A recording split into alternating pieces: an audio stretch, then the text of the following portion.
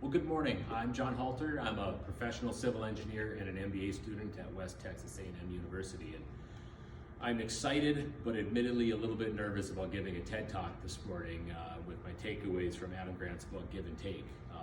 The one thing that stood out to me that really resonated with me was a specific quote, this: responsiveness breeds the need for more responsiveness. And this came from the story of the software engineers who had to develop a new product line under tight deadlines and the struggles they had in focusing on their own work versus responding to the needs and requests of help of their coworkers.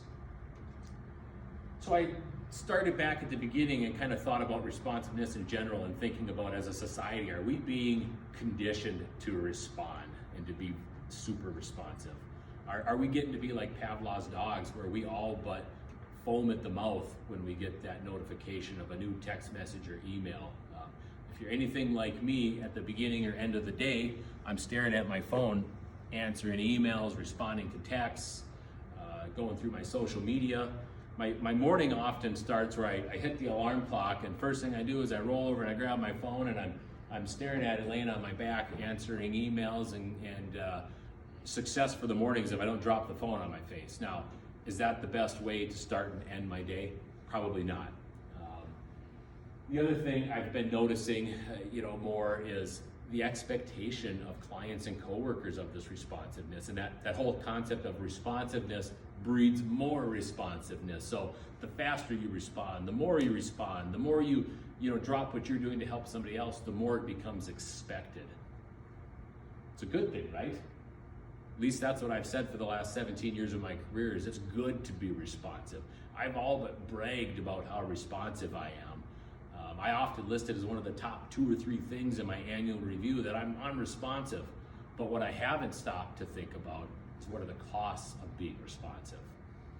And in my reflections of that over the last few weeks, what I'm noticing and thinking about is, clearly it takes me out of my workflow to be responsive.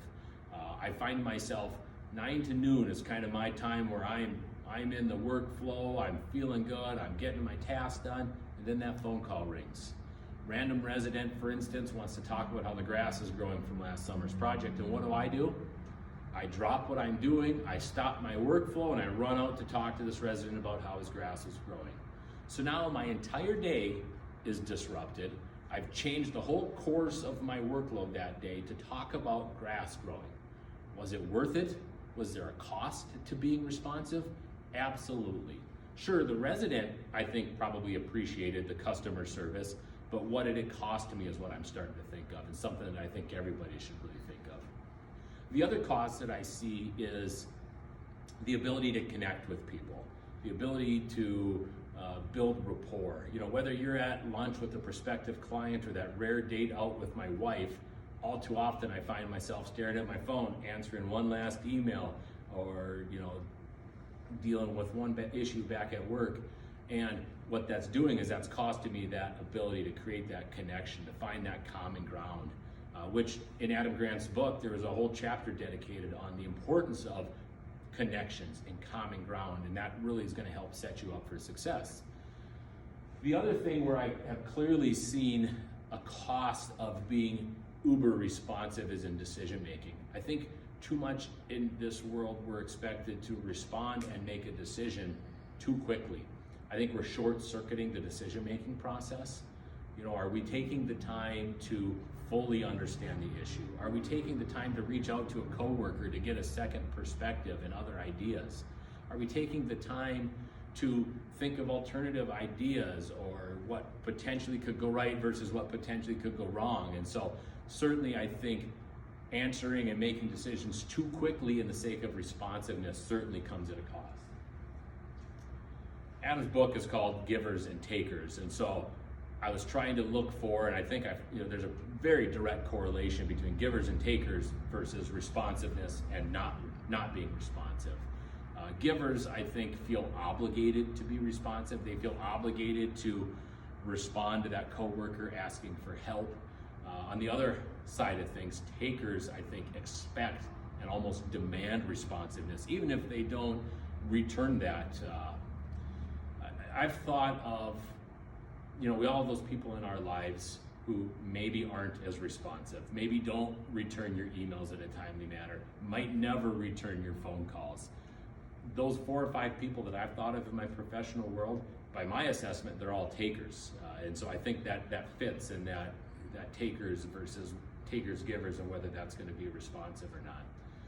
And similarly to givers, selfless givers, and otherless givers that end up at either the top or the bottom of the success ladder, I think the same thing could be said about being responsive.